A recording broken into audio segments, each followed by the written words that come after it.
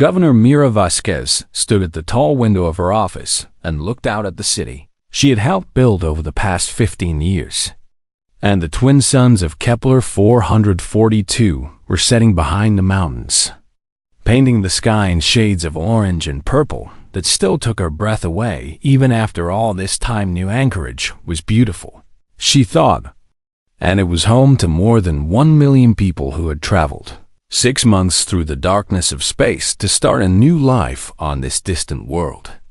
And now everything they had built was about to be destroyed. The transmission had arrived 3 hours ago, and Mira had read it 17 times, hoping each time that the words would somehow change, but they never did.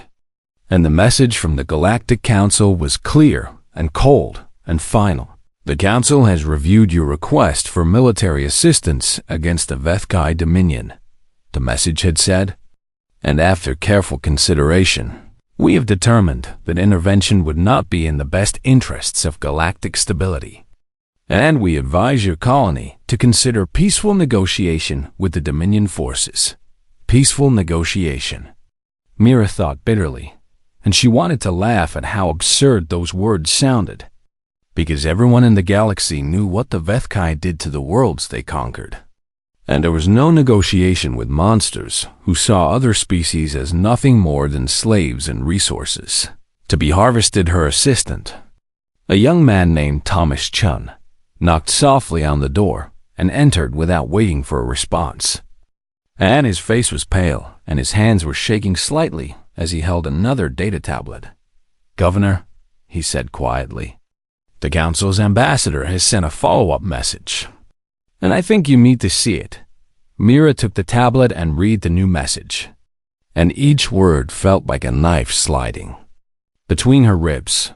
The Galactic Council wishes to remind the blamed human colony of New Anchorage that humanity is a young species with limited standing in galactic affairs, the ambassador had written, and the Council cannot risk a wire conflict with the Vethkai Dominion over a single settlement of primitives.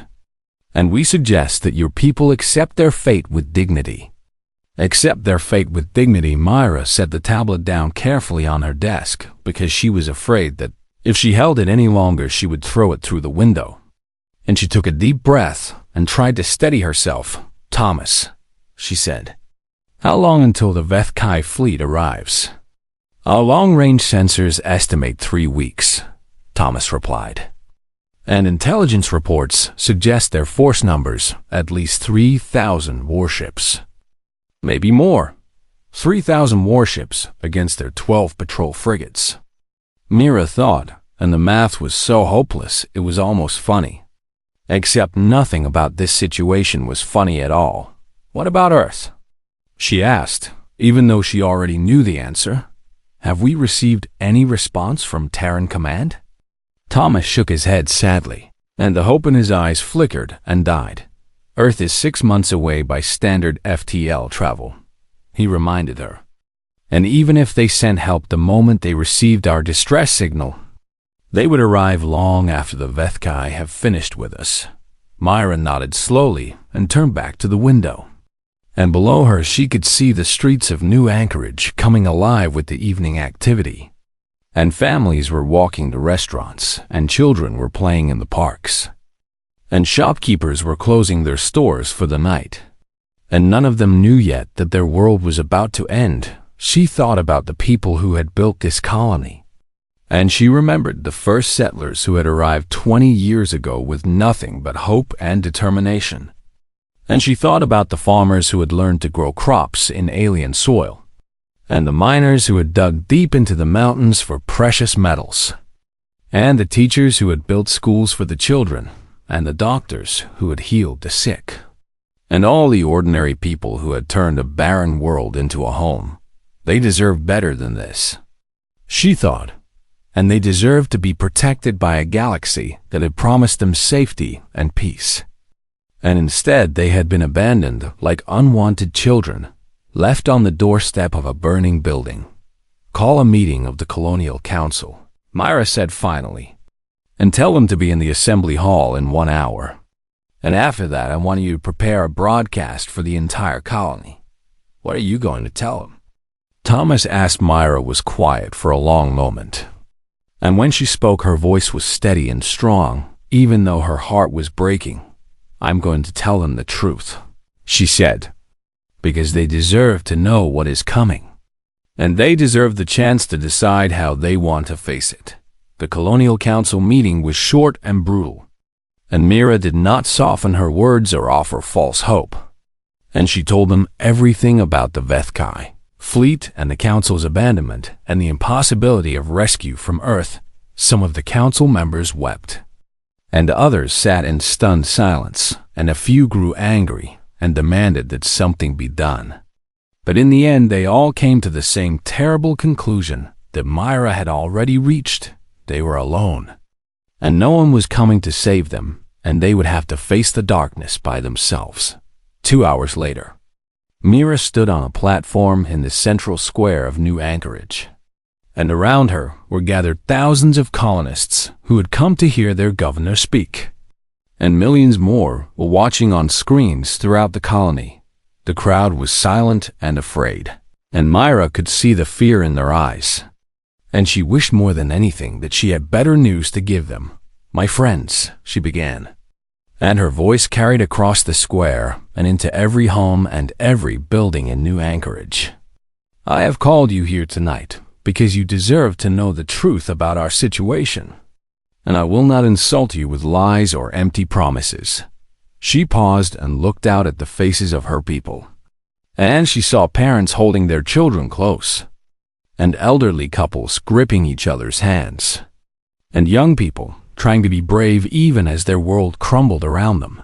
"In 3 weeks, the Vethkai Dominion will arrive at our world with a fleet of thousands of warships," Myra continued.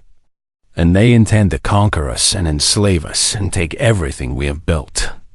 And we have asked the Galactic Council for help." She took a deep breath before delivering the words that would shatter whatever hope remained. "The Council has refused," she said, "and they have told us that humanity is too young and too unimportant to warrant their protection. And they have advised us to accept our fate with dignity." A murmur of shock and anger rippled through the crowd, and Mira raised her hand for silence. "I have also sent a distress signal to Earth," she said. "But our homeworld is 6 months away, and even if they wanted to help us, they could never arrive in time." The crowd was silent now, and Mira could feel the weight of despair settling over them like a heavy blanket.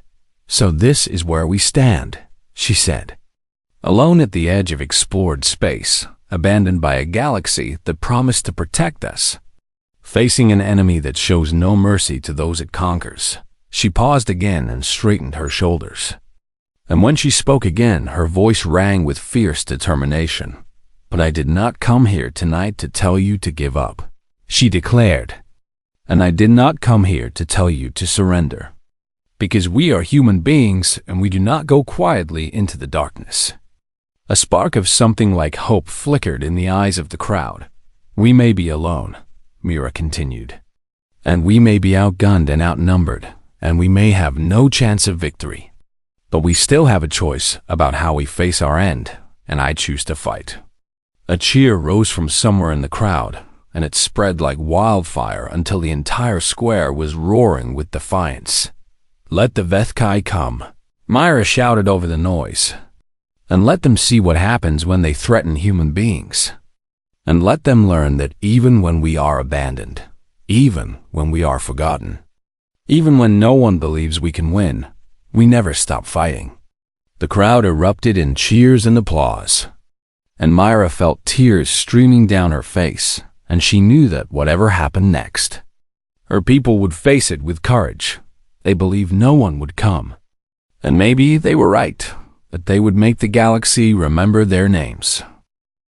3 weeks passed like sand through trembling fingers, and the people of New Anchorage worked day and night to prepare for what was coming. And every man and woman who could hold a weapon was trained in the basics of combat, and every child was taught where to hide when the fighting started. Lieutenant Commander Yuki Tanaka stood on the bridge of the patrol frigate Defiance and watched the sensor screens with tired eyes. And she had slept maybe 4 hours in the past 3 days, and her crew was exhausted. But none of them complained because they all knew what was at stake. "Commander," her sensor officer called out, "I am detecting multiple FTL signatures at the edge of the system, and the readings are massive." Yuki felt her stomach drop, and she had known this moment was coming. But knowing and experiencing were two very different things. "How many ships?" she asked, and her voice was calmer than she felt. The sensor officer was silent for a long moment, and when he spoke, his voice was barely a whisper. 300 warships in the initial wave," he said, "and long-range scans are detecting at least 2,000 more in the system behind them." 300 warships, Yuki thought, and that was just the vanguard. And behind them came an armada that could conquer entire civilizations. And all they had to defend New Anchorage were 12 frigates and a handful of converted cargo ships with weapons bolted to their hulls. "Send a message to the governor," Yuki ordered, "and tell her they are here, on the surface of New Anchorage." Governor Mira Vasquez received the message in her command bunker, and she closed her eyes for just a moment and allowed herself to feel the fear that she had been pushing down for 3 weeks. And then she opened her eyes and got back to work. The Vethkai wasted no time. And within an hour of their arrival, a transmission was broadcast on every frequency. And the face that appeared on screens across the colony was like something from a nightmare. Warlord Catherine was ancient and terrifying, and his scales were dark purple and covered with scars from 2 centuries of warfare. And his eyes were cold and golden and held no mercy. And when he spoke, his voice was deep and resonant and filled with absolute confidence. "I am Warlord Catherine of the Vethkai Dominion," he announced, "and I have conquered 117 worlds and destroyed 43 species that dared to resist me. And today I offer you primitive creatures a choice." He paused and smiled, and his smile revealed rows of sharp teeth that had been filed to points. "Surrender to me within 72 hours. Catherine continued, "and I will show you what passes for mercy among my people. And only 40% of your population will be taken as slaves, and the rest will be permitted to live as laborers in the mines and factories that will serve the Dominion." Mira felt sick as she listened, and around her the command staff sat in horrified silence. "But if you resist," the warlord continued, "then I will burn your cities to ash and slaughter every living thing on this miserable rock. And I will make sure that your deaths are slow and painful, and your screams will echo across the galaxy as a warning to any other species foolish enough to defy us." The transmission ended, and the screen went dark, and for a long moment, no one in the command bunker spoke.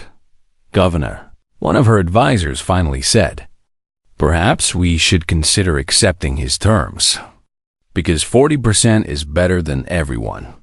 And maybe some of our people could survive long enough for rescue to come." Myra shook her head slowly, and when she spoke, her voice was heavy with sorrow. "There is no rescue coming," she said. "And even if there were, I will not condemn 40% of our people to slavery. And I will not teach the galaxy that humanity can be broken with threats and intimidation." She stood up and looked at the faces of her command staff, and she saw fear and doubt and exhaustion. But she also saw determination and courage. "We will fight," she said simply, "and we will probably die. But we will die free." Meanwhile, on the Defiance, Yuki Tanaka was making a discovery that would change everything. Her communications officer had been intercepting Vethkai transmissions since the fleet arrived, and most of them were routine military communications. But one message stood out from the others. "Commander," the officer said urgently, "I have decrypted a priority transmission between Catherine and the Dominion High Command. And you need to hear this." Yuki listened to the recording, and with each word her blood ran colder. "The human colony is merely the first step," Catherine was saying in the message. "And once we have established a forward base at Kepler 442, We will begin the main invasion of human space. And within 5 years, we will have conquered Earth itself and added humanity to our collection of slave species. Yuki understood now why the Vethkai had come with such an overwhelming force. And this was not just a raid on an isolated colony. And this was not just conquest for the sake of conquest. This was the opening move in a war that would determine the fate of humanity. Itself, she immediately sent a coded transmission to Governor Vasquez with the intelligence she had gathered. And the governor received it with a grim expression. "So we are not just fighting for New Anchorage," Myra said quietly.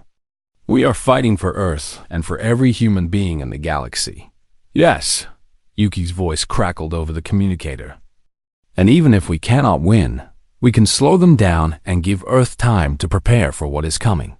That night, Mira made a decision that felt both hopeless and necessary. She recorded a final transmission to Earth, knowing that it would take months to arrive and that she would probably be dead long before anyone heard it. But she needed to try. And she needed someone to know what had happened to them. "This is Governor Mira Vasquez of New Anchorage," she began. "And I am sending this message to anyone who can hear it. And I am sending it especially to Earth and to the leaders of humanity." She paused and took a breath. And her voice trembled slightly, but did not break. "In 72 hours, the Vethkai Dominion will attack our colony, and we have no chance of victory. And we have been abandoned by the Galactic Council. And we know that Earth is too far away to help us." Tears began to form in her eyes. But she continued speaking, "But I want you to know that we will fight. And we will fight with everything we have, and we will make them pay for every inch of ground they take.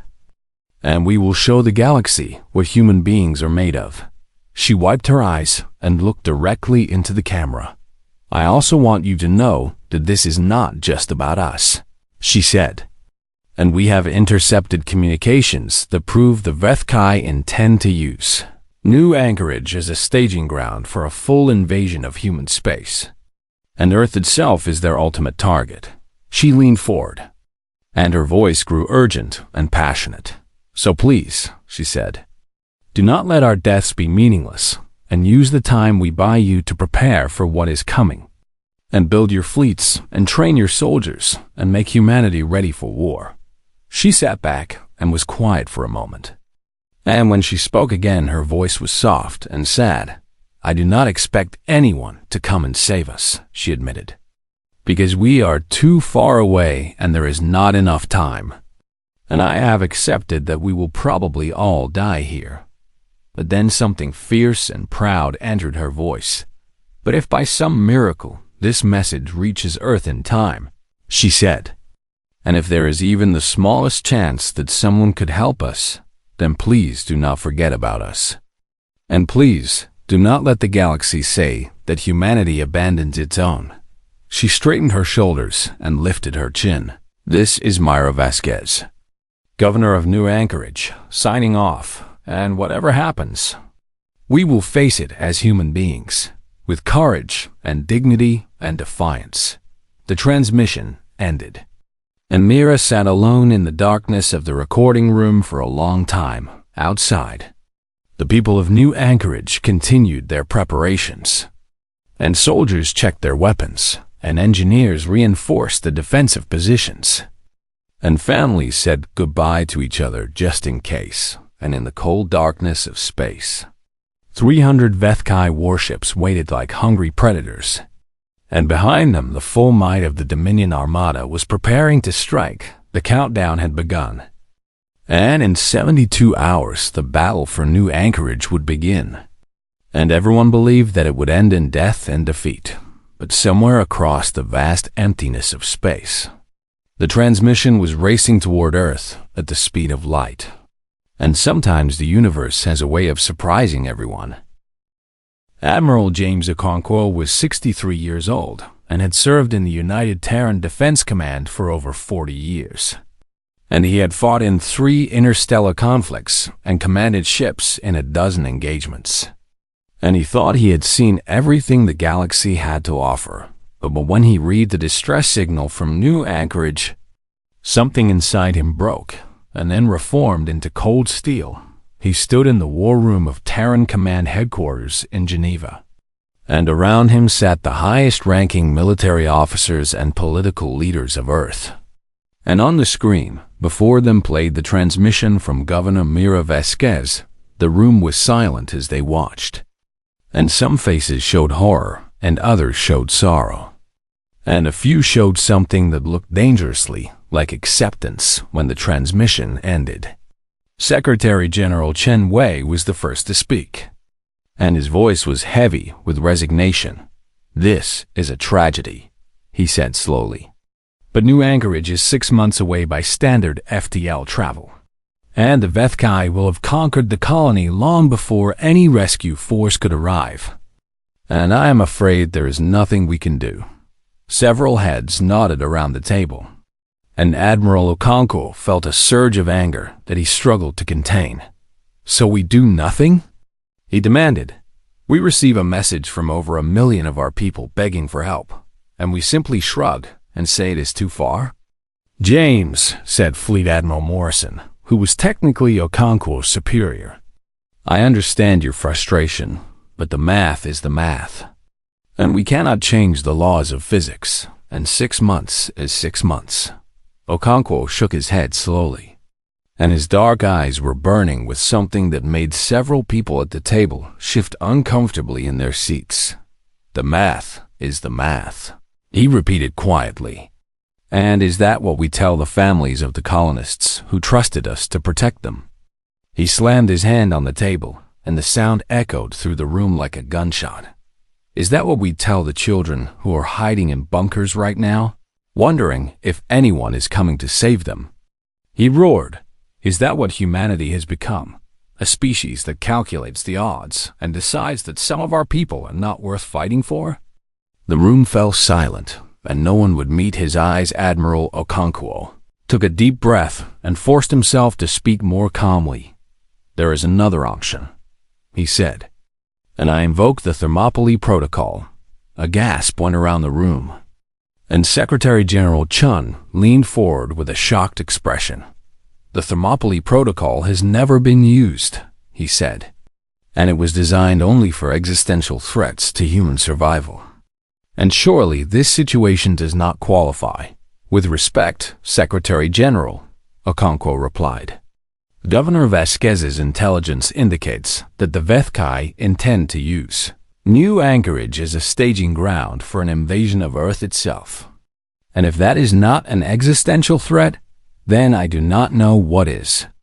He activated a holographic display that showed the technical specifications of an experimental propulsion system.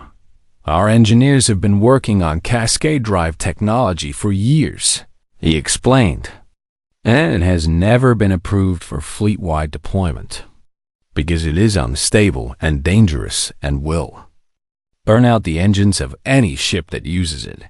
He paused and looked around the room. "But it can cut the travel time from 6 months to 3 weeks, he said.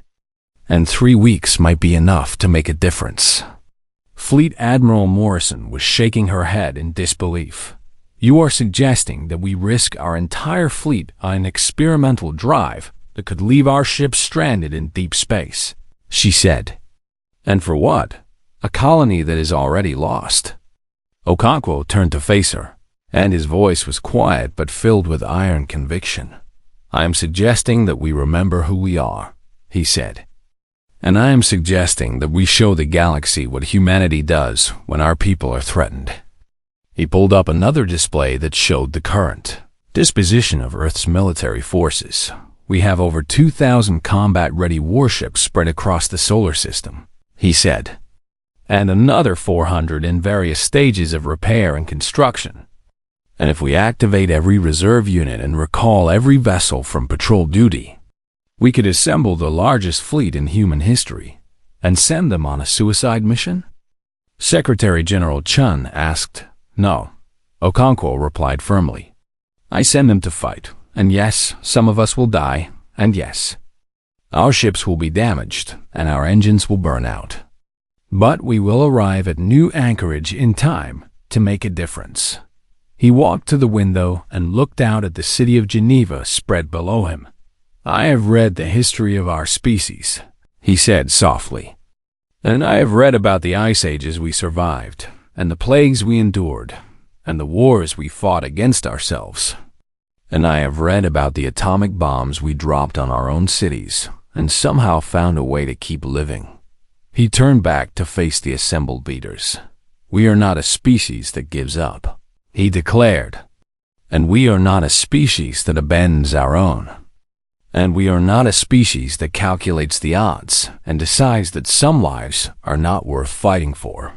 At that moment, a communications officer entered the room with an urgent message. "Admiral," she said, "we have received a transmission from the Galactic Council, and they are warning us not to interfere with the Vethkai conquest of new anchorage." She handed him the data tablet, and Okonko read the message aloud. "The Galactic Council advises the human government that any attempt to intervene in the Kepler 442 situation would be seen as an act of aggression against the Vethkai Dominion," he read. "And the Council cannot guarantee human safety in the event of a wider conflict. And we strongly recommend that humanity accept the loss of this colony and focus on protecting its remaining territories." The room was silent, and several faces showed fear and hesitation, but Admiral Okonko smiled. And it was not a pleasant smile. "Send this reply to the Galactic Council," he said. And his voice was calm and cold and absolutely certain. "We have crawled out of ice ages, survived plagues, and split the atom over our own cities. And we do not fear extinction, and we fight it." He looked around the room at the assembled leaders of humanity. "I am invoking the Thermopylae Protocol," he announced, "and I am taking personal command of the rescue fleet. And anyone who wants to stop me is welcome to try." No one moved, and no one spoke. And after a long moment, Secretary General Chen nodded slowly.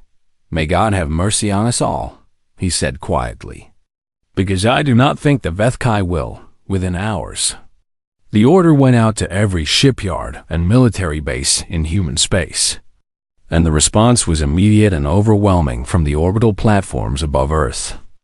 Massive carriers began warming their engines, and from the asteroid belt, mining ships were converted into improvised warships, and from Mars and Titan and Europa, patrol vessels broke orbit and set course for the rendezvous point. Retired officers came out of retirement and reported for duty, and young cadets who had never seen combat volunteered for the most dangerous assignments. And engineers worked around the clock to install cascade drives on ships that had never been designed for them, and slowly, impossibly, the fleet began to take shape. 2,400 warships, the largest armada humanity had ever assembled, gathering in the darkness between worlds, preparing for a journey that might kill them all. Admiral Okonko stood on the bridge of his flagship, the carrier Unconquerable, and watched as ship after ship reported ready for departure. "Admiral," his communications officer said, "we have received thousands of messages from civilians asking to volunteer for the mission, and many of them are families of colonists on new anchorage." Okonkwo nodded slowly, and his heart was heavy with the weight of what he was about to do. "Tell them that their courage is noted," he said, "and tell them that we will bring their families home or die trying." He turned to face his bridge crew, and he saw fear in their eyes, but he also saw determination and pride. "All ships," he commanded, "engage cascade drives on my mark." He paused for just a moment, thinking about the million souls waiting on a distant world, believing that no one would come. "Mark," he said quietly, and the mightiest armada Earth had ever assembled vanished into the darkness between stars, racing toward a battle that would determine the fate of humanity. The 72 hours ended with fire and thunder, and the skies above New Anchorage blazed with the light of 1,000 weapons as the Vethkai Armada began its Assault Lieutenant Commander Yuki Tanaka pushed her ship to its absolute limits as she led what remained of the colonial defense force against the incoming enemy fleet. And her crew had not slept in 2 days, and their ship was held together with emergency patches and desperate prayers. But they fought anyway. All ships, Yuki commanded over the tactical channel, focus fire on the lead carrier, and if we can take out their command vessel, we might buy the surface defenses more time. The 12 patrol frigates of New Anchorage, accompanied by a handful of armed civilian ships, threw themselves at the Vethkai vanguard with reckless courage. And plasma bolts and missiles shrieked through the void as the desperate battle raged. The enemy carrier was massive, at least 10 times the size of the Defiance, and its shields absorbed volley after volley without failing. And Yuki knew that conventional tactics would not work. "Helm," she ordered. "Set course directly for the carrier's engine section, and divert all power to forward shields and weapons." Her helmsman turned to look at her with wide eyes. "Commander," he said, "that is a suicide run." Yuki smiled grimly, and her hands were steady on the controls. "I know," she replied, "but if we can disable their engines, the other ships might have a chance to finish them off." The Defiance accelerated toward the carrier, and the other frigates moved to support her, providing covering fire as the small ship raced toward. The enemy Behemoth fighters swarmed around them like angry insects, and one by one the escort ships fell, their shields overloaded and their hulls torn apart by enemy weapons. But the Defiance kept going. "All hands," Yuki announced over the ship's intercom. "Prepare for impact at the last possible moment." She launched every torpedo her ship carried directly into the carrier's engine housing. And then the Defiance slammed into the weakened section with the force of a small asteroid. The explosion was tremendous, and the carrier's engines erupted in a cascade of fire and debris. And the massive ship began to list and spiral out of control, but the Defiance was gone, torn apart by the collision. And Yuki Tanaka and her crew died in a blaze of glory that the survivors of New Anchorage would remember forever on the surface. Governor Mira Vasquez watched the orbital battle on her command screens, and tears streamed down her face as she saw the Defiance's sacrifice. "She bought us time," she whispered, "and we will not waste it." The planetary shields held for 6 more days as the colonial forces fought with everything they had. And every hour was paid for in blood and courage. And every position was defended until it was impossible to defend any longer. The Vethkai had expected easy prey, and instead they found wolves farmers armed with hunting rifles held off elite Vethkai soldiers for hours at a time, using their knowledge of the terrain to set ambushes and traps. And miners used explosives to collapse tunnels on enemy troops. And teachers turned their schools into fortresses where they protected the children with their own bodies. Warlord Cathron watched the resistance from his command ship with growing rage. And he had conquered 100 worlds, and none of them had fought like this. And these primitives were costing him soldiers and time and dignity. "Increase the bombardment," he ordered. "And if they will not surrender, then we will burn their cities until nothing remains." On the 14th day of the siege, the planetary shields finally collapsed under the relentless assault, and the Vethkai ground forces poured through the breaches like a flood of darkness. Fighting in the streets of New Anchorage was brutal and desperate, and every block became a battlefield, and every building became a fortress. And the colonists fought with a ferocity that shocked even the hardened.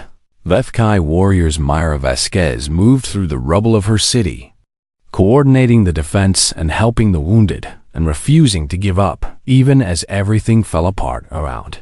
She had lost count of how many friends she had buried, and she had stopped trying to sleep because the nightmares were worse than the exhaustion. And she knew that the end was coming by the 14th night. 60% of the colony was under Vethkai control, and the remaining defenders had retreated to a final perimeter around the central district. And ammunition was running low, and reinforcements were impossible. And hope was almost gone. Mira gathered the surviving members of her command staff in the bunker and looked at their exhausted faces. "We have done everything we could," she told them. "And we have fought harder than anyone thought possible. And we have made the Vethkai pay for every inch of our world." She paused and swallowed hard. "But I think it is time to prepare for the end," she said quietly. She walked to the communications console and began recording what she believed would be her final message. "This is Governor Myra Vasquez of New Anchorage," she began. "And this may be my last transmission. And I want the galaxy to know what happened here." She looked into the camera with tired eyes that still burned with defiance. "We were abandoned by those who should have protected us," she said. "And we were told that our lives did not matter. And we were told to accept our fate with dignity." Her voice grew stronger. "But we chose to fight instead," she declared. "And we chose to show the Vethkai that human beings are not prey to be hunted and harvested. And we chose to make them remember our names." Tears began to fall. "But she did not stop. To my people who have fallen," she said, "I am sorry that I could not save you, and I am sorry that help never came. And I am proud of every single one of you." She straightened her shoulders to earth. "If you ever receive this message, please do not forget us. And please do not let our sacrifice be in vain. And please remember that New Anchorage stood against the darkness and did not yield." She was about to end the transmission when her communications officer suddenly jumped to his feet with an expression of shock on his face. "Governor," he shouted, "our long-range sensors are detecting something at the edge of the system." Myra turned to look at him, and she did not dare to hope. "What is it?" she demanded. The officer's hands were shaking as he worked the controls, and his voice trembled as he read the data. "Massive energy signatures," he whispered. "And they are coming from the direction of Earth. And Governor, there are thousands of them." The room went completely silent, and Mira felt her heart stop in her chest. "That is impossible," she breathed. "Earth is 6 months away, and no one could have arrived so quickly." But the sensors did not lie. And the energy signatures were real, and they were getting stronger every second. Communications officer suddenly gasped and looked up with tears streaming down his face. "Governor," he said, "we are receiving a transmission, and it is on Terran military frequencies. And it is addressed to us." He played the message, and the voice that filled the bunker was strong and calm and filled with absolute authority. "This is Admiral James Okonkwo of the United Terran Defense Fleet," the voice announced. "To the colonists of New Anchorage, we heard you. And we came." Myra collapsed into her chair as the words washed over her. And around her, the command staff erupted in cheers and tears and desperate hope. "To the Vethkai Dominion," the Admiral's voice continued. "You have attacked our people, and you have murdered our children. And you have made a mistake that your species will remember for 1,000 years." The voice grew cold and hard. "You have 10 minutes to withdraw from this system," Admiral Okonkwo declared. "And after that, there will be no mercy." Myra looked at her communications officer, and she could barely speak through her tears. "Send a reply," she managed to say, "and tell them that we are still here. And tell them that New Anchorage has not fallen."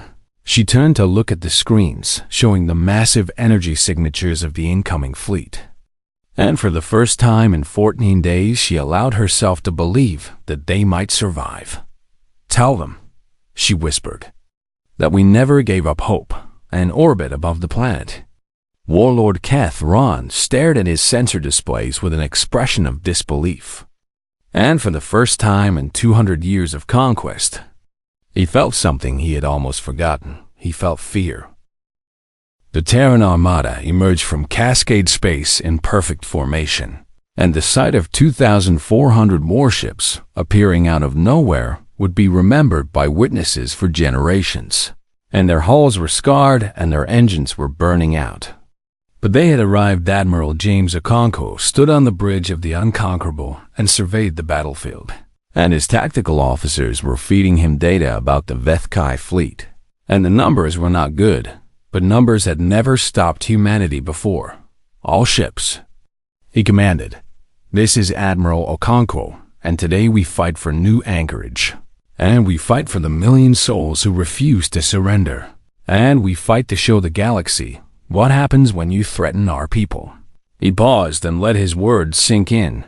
"The Vethkai believe we are primitives." He continued, "And they believe we are weak. And they believe we will run when we see their numbers. And today we prove them wrong." Across the fleet, crews cheered and weapons powered up and engines roared with defiance. Warlord Kethron received the Admiral's ultimatum and laughed. And his laughter echoed through his command ship as his officers watched nervously. "These humans are fools," he declared, "and their fleet is smaller than ours, and their ships are clearly damaged, and they dare to threaten me." He turned to his tactical officer. "Destroy them," he ordered, "and let their burning wreckage serve as a monument to human stupidity." The Vethkai fleet advanced, and they outnumbered the Terran Armada, and they had shields and weapons that had crushed 100 civilizations, and they were certain of victory. They were wrong. The battle began with a clash of titanic proportions, and the space around New Anchorage erupted with plasma fire and missile barrages and the screaming of metal torn apart by weapons designed to kill gods. The Terran ships fought with a ferocity that the Vethkai had never encountered, and human captains pushed their vessels beyond all safe limits, and human crews worked weapons that were red-hot from continuous fire, and human pilots flew their fighters directly into enemy formations without hesitation. A Terran destroyer named Thermopylae, its engines already failing from the Cascade jump, accelerated directly into a Vethkai battleship and detonated its reactor on impact, taking the enemy vessel with it. The carrier Relentless took 17 direct hits that should have destroyed it, but its crew sealed the breaches and rerouted power and kept fighting until the ship was more holes than Hull Fighter Squadron Valkyrie, led by a young pilot named Maria Santos, flew a suicide run through a cloud of enemy defenders to deliver a nuclear payload directly into the shields of a Vethkai command cruiser. Everywhere the Vethkai looked, they saw humans doing the impossible, sacrificing themselves without hesitation, fighting with a desperation and courage that made no tactical sense but made perfect human sense on his command ship. Warlord Kethron watched the battle with growing disbelief, and his fleet was taking casualties at a rate he had never experienced. And these primitives were not breaking, and they were not running, and they kept coming and coming and coming. What are these creatures? He demanded of no one in particular. His tactical officer turned to him with fear in his eyes. "Warlord," he reported, "we have lost 300 ships, and our shields are failing across the fleet, and the humans are launching boarding parties." Boarding parties, Kethron thought with disbelief, and no species had ever dared to board a Vethkai warship, and the very idea was insane. But the humans did not know that they were supposed to be afraid. And Marine Sergeant Diego Reyes led the first wave of soldiers onto Kethron's flagship with a fury that could not be stopped. Diego had grown up on New Anchorage, and his family had lived in the colony since its founding, and his parents and his sister and his niece had all died in the siege. And he was not coming for surrender. The fighting in the corridors of the Vethkai command ship was brutal and personal, and Diego and his Marines carved their way through deck after deck, leaving a trail of enemy dead in their wake. The Vethkai soldiers were larger and stronger and had centuries of experience, but the humans fought like something out of a nightmare, using every weapon and every trick and every ounce of rage to push forward. Diego lost half his squad in the first 10 minutes, and he took 3 wounds that should have killed him, and he kept fighting because stopping was not an option when he finally reached the bridge of the command ship. Warlord Catherine was waiting for him with a plasma blade in each hand and murder in his eyes. "You dare enter my domain, primitive?" The warlord snarled. "I will add your skull to my collection." Diego raised his rifle, which was empty, and threw it aside. And he drew his combat knife and his sidearm and smiled through the blood on his face. "My name is Diego Reyes," he said, "and my family lived on New Anchorage. And you killed them all." He stepped forward. "I did not come to negotiate," he declared. "And I came to show you what humanity does to monsters." The fight lasted 3 minutes, and it was savage and brutal, and neither combatant asked for mercy. And when it was over, Diego Reyes stood over the body of Warlord Catherine with his knife. Buried in the alien's throat, he collapsed against the wall, too wounded to stand any longer. But he activated his communicator with trembling fingers. "Admiral," he reported, "the warlord is dead, and his ship is ours." Across the battlefield, the tide had turned, and the death of Catherine sent shockwaves through the Vethkai fleet. And ships that had been fighting began to retreat, and the confident armada became a fleeing mob of the 2,400 Terran ships that had arrived. Only 1,100 remained operational, and the cost in human lives was staggering. But the Vethkai had lost over 900 vessels, and their legendary warlord was dead, and the survivors were running for their lives. Admiral Okonkwo watched the enemy flee and felt no joy, only exhaustion and grief, and something that might have been pride. "All ships," he ordered, "stand down from combat operations and begin search and rescue.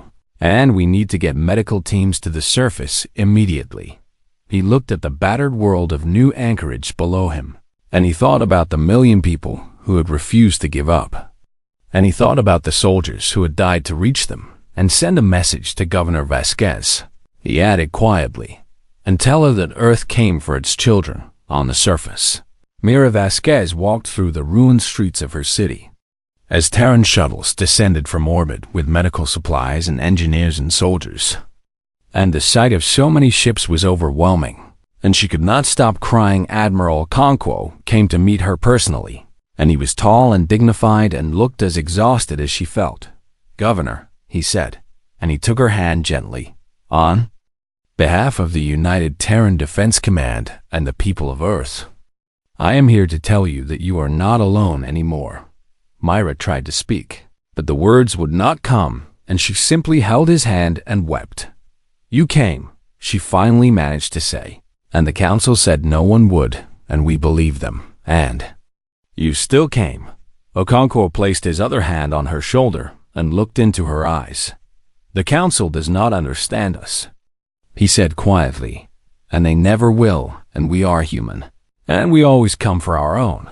The news of the Battle of New Anchorage spread across the galaxy like wildfire, and species that had dismissed humanity as insignificant watched the footage with stunned expressions. The Vethkai Dominion, undefeated for 1,000 years, had been broken by a species that had learned to walk upright only 200,000 years ago. 1 year later, the Galactic Council formally requested humanity's membership, not as a minor species, but as a full member with veto power. And the emissary who had once warned Okonkwo not to interfere personally delivered the invitation. Admiral Okonkwo, now retired, accepted on behalf of humanity. But he had one condition. A new law was written into the Council's charter, proposed by Earth and supported by every human representative. No species, no colony, no single soul shall ever be abandoned to face darkness alone, the law declared. And any call for help shall be answered, and any threat shall be met, and the galaxy shall know that some things are worth fighting for. They called it the New Anchorage Doctrine. And it changed everything, and across the stars, on 100 different worlds, species that had once thought humanity primitive learned a lesson they would never forget. Humans do not abandon their own, and humans do not give up, and when you threaten the children of Earth, you awaken something ancient and fierce and absolutely relentless.